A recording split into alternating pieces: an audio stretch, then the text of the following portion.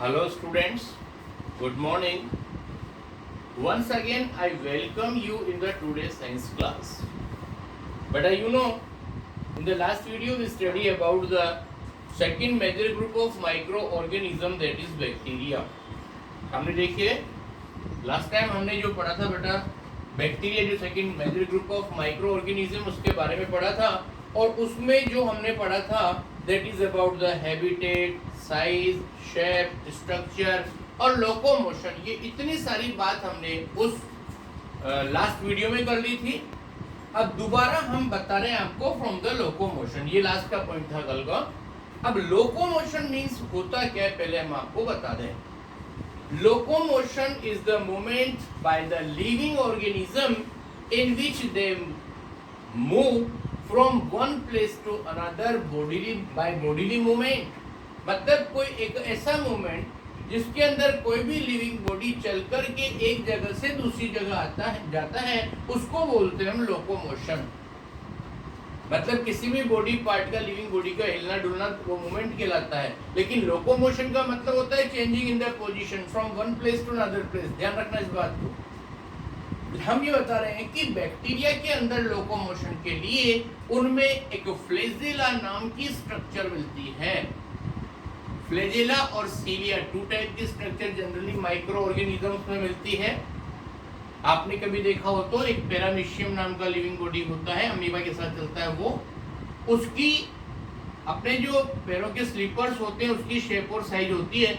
उसके बाहर की तरफ इस तरह से छोटी छोटी स्ट्रक्चर्स होती हैं, उनको तो हम बोलते हैं सीलिया।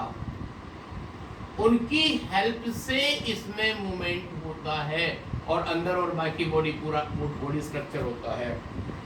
सीलिया और फ्लैजेला में क्या होता है, ये यूग्लिना में मिलता है, जो प्रोटोजोआ ग्रुप को अपन बात करेंगे। लेकिन मैं बता रहा हूं आपको कि फ्लैजेला एक्चुअल में होता क्या है। एक लॉन्ग थ्रेड लाइक स्ट्रक्चर होता है जो मूवमेंट में हेल्प देता है, दैट इज द फ्लैजेला। इतनी बात समझ में आ गई। मतलब सीलिया कैसा होता है और फ्लैजेला कैसा होता है, दोनों के नेम अलग अलग है लेकिन दोनों लोकोमोशन में हेल्प करते हैं। तो ये बात रहेगी, हम बोलेंगे bacteria move with the help of a structure called flagella. उसके बाद नेक्स्ट नंबर टॉपिक आता है बेटा अबाउट द न्यूट्रिशन।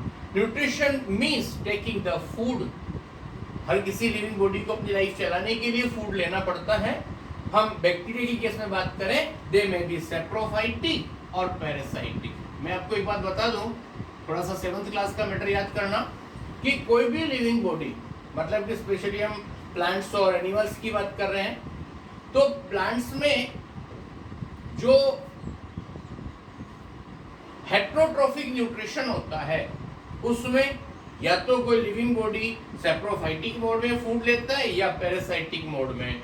अब एक्चुअल में वापस रिपीट कर रहा हूं मैं, जो 7th में पढ़ा था अपने। सैप्रोफाइटिक का मीन्स क्या होता है, if any living body take its food from dead decaying organic matter, then it is known as saprophytic। मतलब कोई भी लिविंग बॉडी अपना फूड अगर डेड डिकेइंग ऑर्गेनिक मैटर से ऑब्टेन करता है, then we say it is saprophytic। इतनी बात समझ में आ गई। लेकिन अगर वो अपना फूड, हम बैक्टीरिया के केस में बात करें कि या तो वो सैप्रोफाइटिक होगा या पैरासाइटिक होगा। सैप्रोफाइटिक में क्या करेगा, वो अपना food dead decaying organic matter, मतलब सड़ी गली चीजें जो होती है ना, उनसे अपना फूड ऑब्टेन करता है। दूसरा नंबर होता है बेटा पैरासाइटिक। अगर वो अपना फूड बैक्टीरिया इस तरीके से ऑब्टेन नहीं कर पाता है तो क्या करेगा, obtain food from the host body. You know host और पैरासाइट दो लिविंग बॉडीज हैं। एक लिविंग बॉडी जिसके अंदर अगर कोई भी दूसरा लिविंग बॉडी रहता है तो जिसकी बॉडी में रह रहा है वो तो होस्ट कहलाएगा और जो रह रहा है वो पैरासाइट कहलाएगा। तो मतलब जो बैक्टीरिया होता है ना, वो या तो सैप्रोफाइटिक मोड में फूड लेगा या फिर पैरासाइटिक में। पैरासाइटिक मतलब taking food from the host body, और होस्ट का मतलब जिस लिविंग बॉडी के अंदर अगर वो रहता है तो। पैरासाइट की डेफिनेशन भी यही होती है कि कोई भी एक लिविंग बॉडी दूसरे पर या तो इनसाइड या आउटसाइड अगर प्रेजेंट रहता है अटैच्ड होकर के, देन वी से जो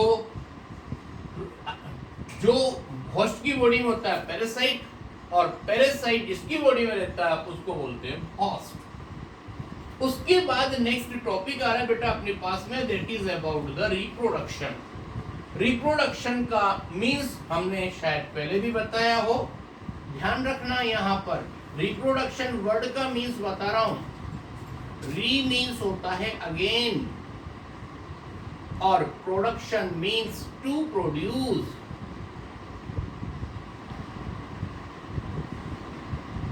हमारे कहने का मतलब क्या हुआ कि जो टर्म रिप्रोडक्शन है ना उसको थोड़ा सेपरेट करें तो री मीन्स अगेन और प्रोडक्शन मीन्स टू प्रोड्यूस। मतलब लिविंग बॉडी के अंदर कुछ ऐसा स्ट्रक्चर, कुछ ऐसे ऑर्गन सिस्टम्स होते हैं, प्रोसेस होता है जिससे वो न्यू लिविंग बॉडीज को प्रोड्यूस करते हैं, तो वही प्रोसेस रिप्रोडक्शन कहलाता है, दैट इज टू प्रोड्यूस। इतनी बात समझ में आ गई। और रिप्रोडक्शन की बात अपन बाद में करेंगे, अगले कुछ आगे आने वाले चैप्टर्स में होगा, लेकिन इधर इतना ध्यान रखें आप कि रिप्रोडक्शन टर्म में री मीन्स होता है अगेन और प्रोडक्शन मीन्स होता है टू प्रोड्यूस। अब हम क्या बता रहे हैं बेटा कि बैक्टीरिया के अंदर स्मॉल माइक्रो ऑर्गेनिजम्स हैं, तो इनके अंदर क्या होता है, एसेक्सुअल रिप्रोडक्शन होता है। एसेक्सुअल रिप्रोडक्शन का मतलब इनकी बॉडी में कोई मेल और फीमेल में डिफरेंशिएट नहीं होते हैं। उसमें क्या होता है, इनका जो एसेक्सुअल रिप्रोडक्शन होता है उसमें एक प्रोसेस होता है बाइनरी फिशन। बाइनरी फिशन, इसमें फिशन वर्ड का मतलब होता है डिवाइड्स। मतलब बैक्टीरिया की बॉडी जो होती है ना, पेरेंटल बॉडी, वो अगर 2 या 2 के मल्टीपल्स में डिवाइड होकर रिप्रोड्यूस होती है, देन वी से बाइनरी फिशन।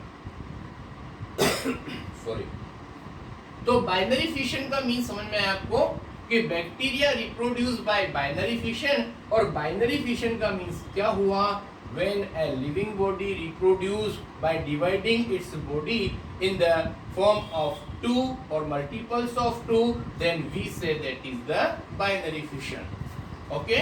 यहाँ पर देखो हमने थोड़ा सा इसका सेपरेट करके मीन्स निकाला है। बाइनरी फिशन, इसमें बाय मीन्स 2 होता है और फिशन मीन्स ब्रेकिंग डाउन, तो 2 की फॉर्म में डिवाइडेड होना, ये कहलाता है आपका what is sir, binary fission. Generally ध्यान रखना, bacteria normally produce by the process of binary fission. अब देखो इस प्रोसेस में क्या होता है, आपको पता है बैक्टीरिया वगैरह जो भी है इनका एक सिंपल सेलुलर स्ट्रक्चर होता है, और इसके अंदर in this process a cell is divides into 2।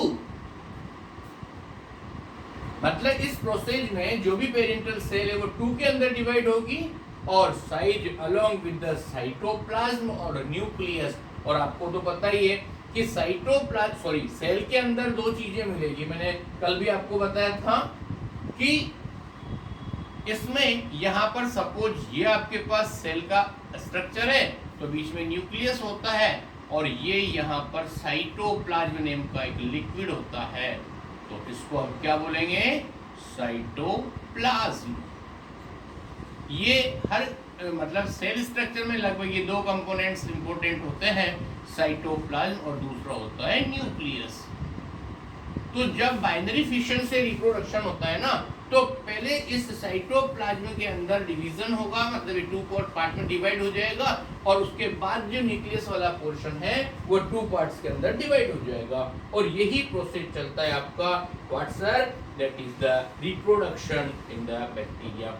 एक अपने बुक में डायग्राम दिया है, ध्यान से देखना बेटा, उसमें 1 to 6 पोजीशन दे रखी है। इसमें क्या बताया, देखो फर्स्ट डायग्राम में एक न्यूक्लियस है बीच में, उस न्यूक्लियस के अंदर का मटेरियल मतलब डिवाइडेड हो गया और उसकी कोशिश में है, दोनों सेपरेट होते जा रहे हैं, 3, 4 और 3, और देखो 1 स्टेज में नॉर्मल है, 2 स्टेज में उसमें सेपरेशन होना शुरू हो गया, और 3rd स्टेज में न्यूक्लियर मटेरियल सेपरेट हो गया। 4th स्टेज में बेटा क्या हुआ, साइटोप्लाज्म का डिवीजन होने के लिए प्लाज्मा मेम्ब्रेन में ग्रूव्स या खांसी बनना शुरू हो गई, और फिफ्थ स्टेज में दोनों एक दूसरे से सेपरेट हो जाते हैं पेरेंटल बॉडी से, और सिक्स्थ स्टेज में दोनों इंडिपेंडेंट बन करके और डॉटर बैक्टीरिया अपनी इंडिविजुअल लाइफ चलाते हैं। ये सारी बात इसमें है। तो आपको ये डायग्राम ध्यान में रखना है, जो मैटर हमने बताया वो याद रखेंगे। और उसके बाद हम बात कर रहे हैं बेटा बेनिफिशियल बैक्टीरिया। देखो माइक्रो ऑर्गेनिज्म में बैक्टीरिया की बात कर रहे हैं, तो बैक्टीरिया टू टाइप्स हो सकते हैं, that is the harmful bacteria और यूजफुल बैक्टीरिया। तो हम यहाँ पर बात कर रहे हैं, थोड़ा सा इंट्रोडक्शन दे रहा हूं मैं। बेनिफिशियल बैक्टीरिया मतलब बहुत सारे बैक्टीरिया होते हैं जो अपने डेली लाइफ में बहुत सारी हेल्प करते हैं। उसमें कुछ ओनली एग्जांपल्स बता रहे हम। For example, for making curd and cheese, decomposition, nitrification, nitrogen fixation, और नेक्स्ट नंबर होगा that is production of antibiotics. ऐसे बहुत सारे अपने पास 11-12 पॉइंट है और उनके बारे में हम स्टडी करेंगे नेक्स्ट वीडियो में। Okay, thank you very much.